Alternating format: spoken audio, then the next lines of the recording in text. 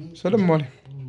سامي الحوحو اللي هو أسوأ رئيس رئيس يترأس هيئة كروية حاليا في إفريقيا وفي الوطن العربي المساعد رفقة الجميع، وهو ما أثار غضب عزيز الرحيم الذي هو قرر رئيس قدر التنسيق يأهل المنتخب ونحن حاجة الوطني تاع فكرية بلده بعد إلى هزيمة أمام نهائيات تونس كأس ودراسة الوضع جيدا مع اللاعبين العالم الكبار 2022 مع بقطر، الطاقم الفني، ولكن تقوم وقدر حتى بأداء يوصل نصف النهائي. بطريقة أعتقد بأنه القادر قدر الرامي يكون أخطأ منتخبات نصيبه شبانية ما وجعل شاء الله، نفسه في موقع تأهلت إلى مريب. نهائيات كأس إفريقيا ونهائيات كأس العالم.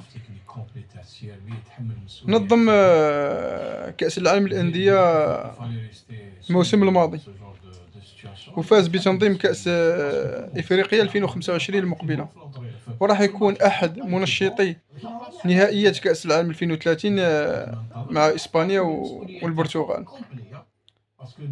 النوادي المحلية تاعو يشاركوا بانتظام في رابطة أبطال إفريقيا وفي كأس الاتحاد الإفريقي، ويروحوا الأدوار المتقدمة، وفي بعض الأحيان نشوفوهم غالبا نشوفوهم من أحد منشطي النهائي.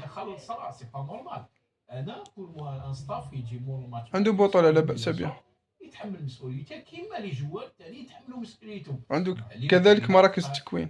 قال لك يا دي بولفار. في المقابل نشوفوا أحسن منظومة في إفريقيا وفي الوطن العربي. ما نقولوش أحسن رئيس، لأنه في ظرف عامين شفنا باللي هذه المنظومة تعاقب عليها 3 رؤساء، نقولوا أحسن منظومة. إنه هذه المنظومة حكم مباراة يلغي هدف بعد ما فاليده 2 فوا بعد بعد رجوعه إلى تقنية الهاتف النقال.